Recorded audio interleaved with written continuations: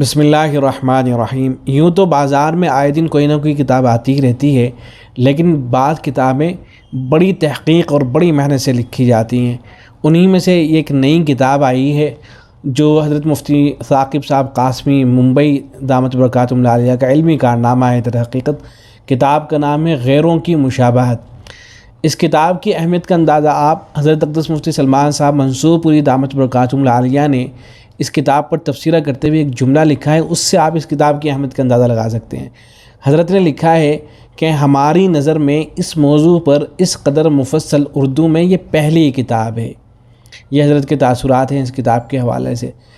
میں از خود کچھ عرض نہ کر کے اکابر نے جو اس کتاب پر تاثرات کا اظہار کیا ہے اس کو نقل کر دیتا ہوں۔ مختلف اہل علم نے جو کچھ لکھا ہے، چنانچہ حضرت اقدس مفتی ابوالقاسم صاحب نعمانی دامت برکاتہم العالیہ نے اس کتاب کے حوالے سے لکھا ہے کہ عصر حاضر میں مسلم نوجوانوں میں دنیا کی ترقی یافتہ سمجھی جانے والی قوموں سے مرعوبیت حد سے تجاوز کر چکی ہے۔ وہ ہر چیز میں ان اقوام کی پیروی اور مماثلت پر فخر محسوس کرنے لگے ہیں۔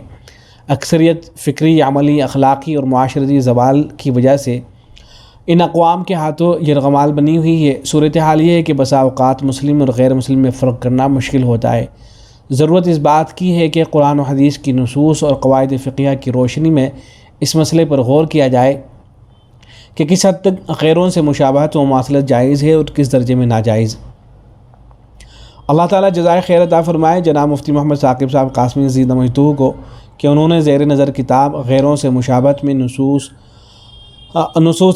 قرآن و حدیث، عبارات فقہا اور اصول قواعد کی روشنی میں سیر حاصل بحث کرتے ہوئے ایک جامع اور معتدل موقف پیش کیا ہے۔ کتاب مذکور میں تشبہ بالاغیار کے ممنوع ہونے کی علتیں اور حکمتیں بھی عبارات فقہا سے نقل کی ہیں، جس سے نئی پیش آمدہ چیزوں کا حکم معلوم کرنے میں مدد ملے گی انشاءاللہ۔ اللہ تعالیٰ سے دعا ہے کہ کتاب عوام و خاص کے لیے یکساں مفید ہو اور مؤلف کے لیے ذخیرہ آخرت ثابت ہو، آمین۔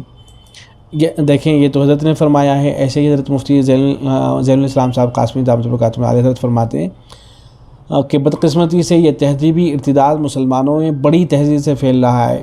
لباس و پوشاک، رہن سہن، طور طریقہ، عادات و اطوار، لین دین، شادی بیاہ، خوشی غمی، سب چیزیں نمایاں طور پر تبدیل ہو رہی ہیں۔ مسلمانوں کی ایک بڑی تعداد ہندوانہ کلچر، مغربی تہذیب و ثقافت سے اس درجہ متاثر ہے کہ شعوری یا غیر شعوری طور پر وہ اسے اپنی ترقی کی معراج اور تمدن و تہذیب کی علامت سمجھتی ہے۔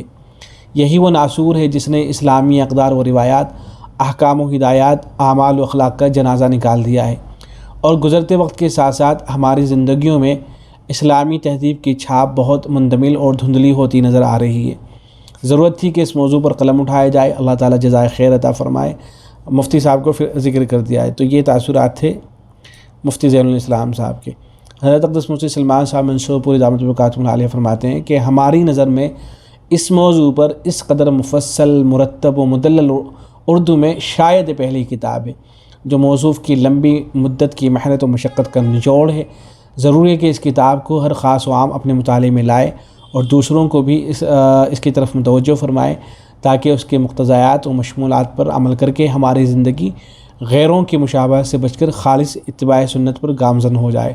اللہ تعالیٰ قبول فرمائے، توفیق سے نوازے، اور موصوف مفتی صاحب کو تمام اہل علم کی طرف سے جزائے خیر عطا فرمائے، اور اس کتاب کو ان کی سابقہ تحریروں اور مقالات کی طرح صدقہ جاریہ بنائے۔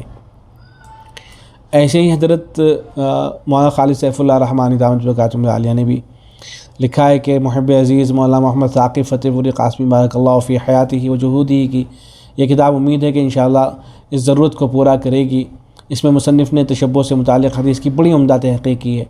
تشبہ کی وجہ سے رسول اکرم صلی اللہ علیہ وسلم نے جو احکام دیے ہیں ان کا بھی ذکر کیا ہے، اور موجودہ دور میں تشبہ کی جو صورتیں پائی جاتی ہیں ان کے فقہی احکام کے اصول کو بھی واضح کرنے کی کوشش کی ہے۔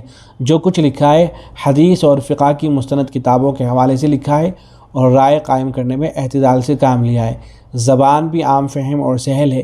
یہ حقیر ابھی سفر میں ہے، اس لیے پورا مسودہ تو نہیں دیکھ پایا، لیکن جا بجا دیکھنے کی سعادت حاصل ہوئی ہے اور احساس ہوا کہ ایک بہتر کام ہو گیا ہے۔ تو بڑی عمدہ کتاب ہے، اور یہ کتاب جو ہے دیوبند میں مکتب الحرمین دیوبند سے مل جائے گی، ممبئی کے اندر مکتبۃ المعراج سے مل جائے گی، اور وہاں دیوبند میں اگر کسی صاحب کو چاہیے تو یہ نمبر ہے ان کا، وہاں سے اس کو حاصل کر سکتے ہیں۔ تو یہ اہل علم، علماء اکرام مفتیان نظام کے لیے گویا کہ ایک بہترین تحفہ ہے۔ والسلام علیکم ورحمۃ اللہ۔